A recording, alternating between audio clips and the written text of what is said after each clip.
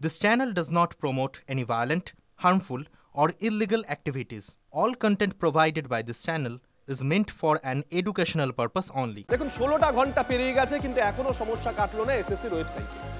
রাত পেরিয়ে গেছে দিন কিন্তু এখনো রেজাল্ট দেখতে পাননি অনেক পরীক্ষার্থী। চরম উদ্বেগে রয়েছেন এসএসসির পরীক্ষার্থীরা। সকাল 11টা থেকে অবশ্যই এসএসসির অন্য ওয়েবসাইটে দেখা যাচ্ছে রেজাল্ট। গতকালই সন্ধ্যাবেলা রেজাল্ট আউট হয় কিন্তু ঘন্টা দুয়েকের মধ্যেই ওয়েবসাইটের সমস্যা দেখা যায়। আজকে 16 ঘন্টা পেরিয়ে গেল এখনো কিন্তু ওয়েবসাইট ঠিক হয়নি। যদিও এসএসসি আশাবাদী খুব দ্রুতই তারা সবকিছু সামলে উঠতে পারবে। গতকাল সন্ধে 8টার আশপাশে রেজাল্ট প্রকাশ হবার কথা ছিল।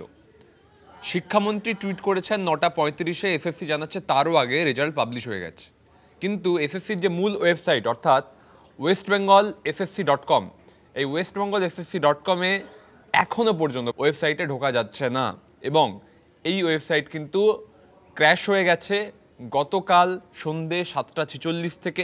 অন্যদিকে যখন এই ওয়েবসাইটে কোনো মতেই রেজাল্ট দেখা যাচ্ছে না তখন একটা পৃথক ওয়েবসাইট সেটা কিন্তু হঠাৎ করে সামনে আসে। সেটাও এসএসসির ওয়েবসাইট কিন্তু সেটা এসএসসির নির্ধারিত রেজাল্টের ওয়েবসাইট নয়, এটা হচ্ছে wbsschelpdesk.com।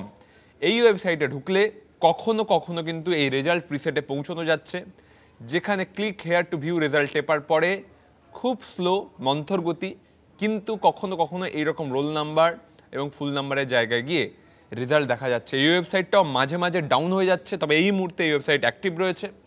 তাই যারা রেজাল্ট দেখতে চান, দীর্ঘ উৎকণ্ঠায় রাত কেটেছে রেজাল্ট দেখতে পারেননি, তারা কিন্তু এই wbsschelpdesk.com এই ওয়েবসাইটে কিছুক্ষণ অন্তত রেজাল্ট দেখতে পারবেন। তবে মূল ওয়েবসাইট যেটা এসএসসির westbengalssc.com, যেখানে রেজাল্ট দেওয়ার কথা ছিল সেটা এখনও ডাউন। ক্যামেরা কল্যাণের সঙ্গে সুমন, TV9 বাংলা, কলকাতা। 16টা ঘন্টা পেরিয়ে গেছে, সমস্যা এখনো কাটেনি এসএসসির ওয়েবসাইটে। অন্য একটা ওয়েবসাইটে মাঝে মধ্যে দেখা যাচ্ছে আবার মাঝে মধ্যে দেখা যাচ্ছে না। চিন্ময় মণ্ডল চাকরিহারা শিক্ষক, তিনি সোশ্যাল মিডিয়ায় যে পোস্ট করেছেন সেই পোস্ট আপনাদেরকে আমরা দেখাচ্ছি।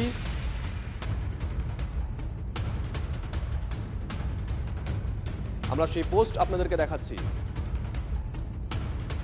এবং শেষ লাইনে একটা খোঁচাও দিয়েছেন।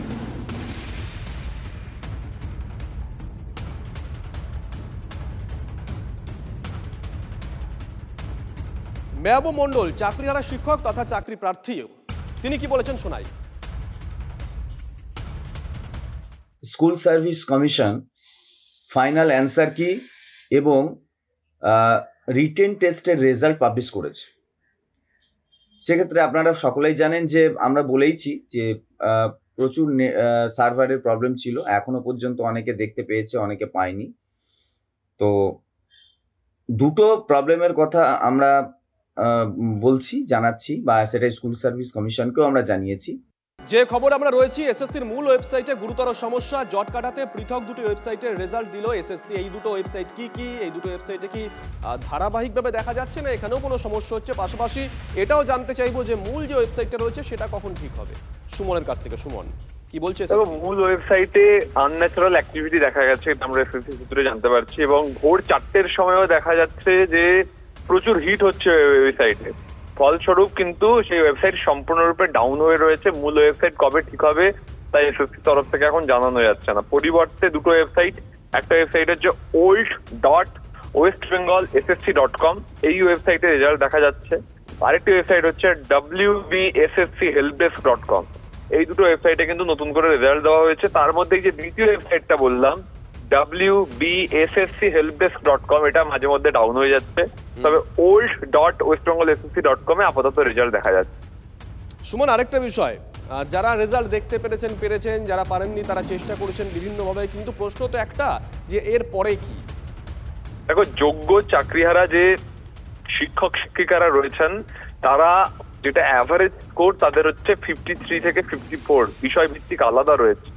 অনেকে 56-57 পেয়েছেন 60-এর মধ্যে, এবং নতুন যারা চাকরি প্রার্থী পরীক্ষা দিয়েছিলেন তারাও কিন্তু অধিকাংশই 50-এর বেশি নম্বর পেয়েছেন। 17 তারিখ থেকে মূলত এদের ভেরিফিকেশন শুরু হবে। তার আগে ইন্টারভিউ লিস্ট বেরোবে আগামী 1-2 দিনের মধ্যে। সেই ইন্টারভিউ লিস্ট ধরে এদের ভেরিফিকেশন হবে এবং ভেরিফিকেশনের পরে কিন্তু এদের পোস্টিং হবে। তবে যেটা মনে হচ্ছে দেখে আপাতত যা খবর, যোগ্য চাকরিহারারা যেহেতু অভিজ্ঞতা 10 নম্বর যদি পান, যদিও সেটা হাইকোর্টে পেন্ডিং মামলাটা, তাহলে কিন্তু তারা চাকরি পাওয়ার ক্ষেত্রে কিছুটা এগিয়ে থাকবে। ধন্যবাদ সুমন। 16 ঘন্টা পেরিয়ে গেছে, এসএসসির যে মূল ওয়েবসাইট তা এখনো পর্যন্ত ঠিক হয়নি, অনেকেই রেজাল্ট দেখতে পাননি, তাদের সঙ্গে আমরা কথা বলেছিলাম। পরিবর্তে দেখা যায় এসএসসি আরও দুটো আলাদা আলাদা ওয়েবসাইট দেয়, কিন্তু সেখানেও সুমন যে কথা বলছিল যে একটি ওয়েবসাইটে মাঝে মধ্যে রেজাল্ট দেখা যাচ্ছে, মাঝে মধ্যে রেজাল্ট দেখা যাচ্ছে না। এসএসসি কি প্রিপেয়ার ছিল না যে এত পরীক্ষার্থী রয়েছে, তারা একসঙ্গে একটা উৎকণ্ঠার মধ্যে রয়েছেন, তারা রেজাল্ট দেখতে যাবেন? এই নিয়ে কিন্তু অনেকেই প্রশ্ন তুলতে শুরু করে দিয়েছে। তথ্য সংগ্রহ করে বলবো, তবে এই রাজ্যের সরকারি চাকরি পাওয়ার ক্ষেত্রে দুর্নীতি হবে না, এটা হতে পারে না। শুভেন্দু অধিকারীর প্রশ্ন যে এক্ষেত্রেও দুর্নীতি হবে না, সেটা হতে পারে না। এই মুহূর্তে তন্ময় ঘোষ আমাদের সঙ্গে রয়েছেন, তৃণমূল কংগ্রেস মুখপাত্র। তন্ময়বাবু, উৎকণ্ঠার মধ্যে রয়েছেন পরীক্ষার্থীরা, তাদের সঙ্গে আমরা কথা বলেছিলাম, আর বিজেপি এর নেপথ্যেও একটা দুর্নীতির গন্ধ পাচ্ছে। এখানে বিজেপি সবের মধ্যেই দুর্নীতির গন্ধ পায় যখন সেটা বিরোধী দলের শাসক যে রাজ্যে থাকেন।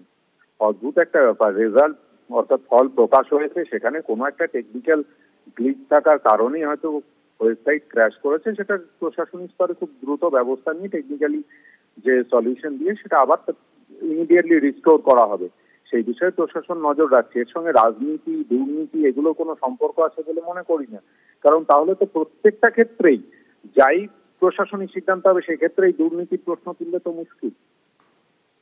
ধন্যবাদ। আমরা কথা বলেছিলাম কেন্দ্রীয় শিক্ষা প্রতিমন্ত্রী সুকান্ত মজুমদারের সঙ্গে, তিনি কি বলেছেন শুনুন। আরে সরকারি ক্র্যাশ করে যাচ্ছে তো তারা আবার ওয়েবসাইট, এই সরকারের ওয়েবসাইট আছে, এটাই তো সব থেকে বড় কথা, সরকারটাই তো ক্র্যাশ করে চলে গেছে নিচে। আর এই মুহূর্তের একটা বড় খবরের দিকে নজর রাখতে হচ্ছে। দত্তাবাদের সোনার ব্যবসায়ী খুনে গ্রেপ্তার করা হলো রাজগঞ্জের বিডিও ড্রাইভারকে।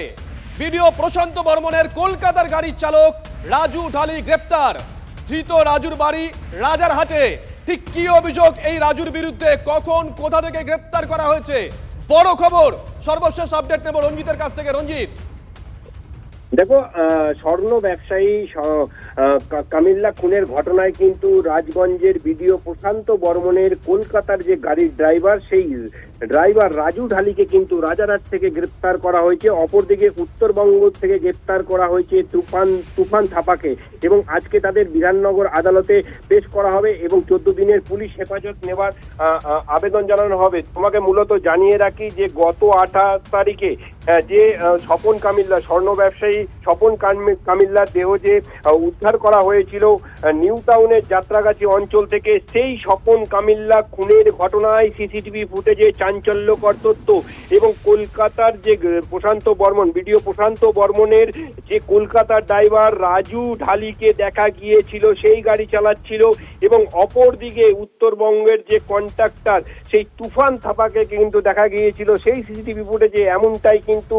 চাঞ্চল্যকর তথ্য পুলিশের কাছে উঠেছে। সেই ঘটনার জেরে কিন্তু পুলিশ ইতিমধ্যেই গ্রেপ্তার করেছে দুজনকে। আজকে নজর রাখো।